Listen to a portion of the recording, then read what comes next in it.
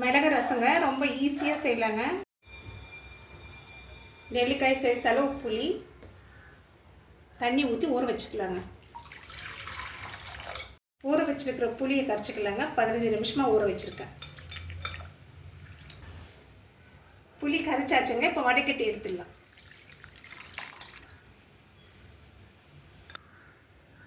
ரெண்டு சின்ன தக்காளிங்க, நல்ல பழுத்த தக்காளி. இது மட்டும் கட் பண்ணி எடுத்துடலாங்க. இந்த பின்னாடி பாகம் இந்த 2 தக்காளி புளி கரைசலில் சேர்த்து நல்லா பிசைஞ்சிக்கலாங்க. கொலைய பிசைஞ்சிடலாம்.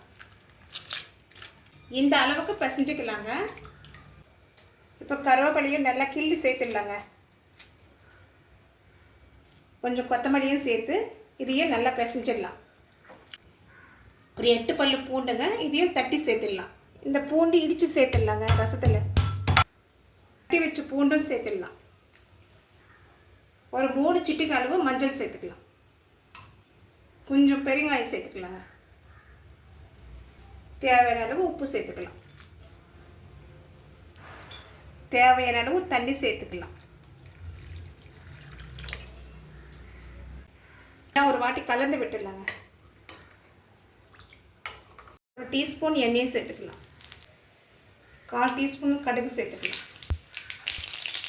ஒரு 8 வெந்தயம் சேர்த்துக்கலாங்க. 2 காஞ்ச மிளகாய் உடச்சி சேர்த்துக்கலாம். கொஞ்சமாக கருவேப்பிலை சேர்த்துக்கலாம். தாளிப்பு வறுபட்டுடுச்சுங்க. இப்போ கரைச்சி வச்சுருக்க ரசம் ரொம்ப நேரம் கொதிக்கக்கூடாதுங்க. நுர வர வரைக்கும் வெயிட் பண்ணலாம். 1/2 டீஸ்பூன் மிளகு, 1 டீஸ்பூன் சீரகம் ஒன்றும் பாதியமாக இடிச்சுக்கலாங்க. இந்த மாதிரி இடிச்சுக்கலாங்க. பாருங்கள், நுர வந்துடுச்சு. ஒரு கொதியும் வந்துடுச்சு பாருங்கள். இந்த நேரத்தில் நம்ம இடித்து வச்சுருக்கிற மிளகும் சீரகம் சேர்த்துக்கலாம்.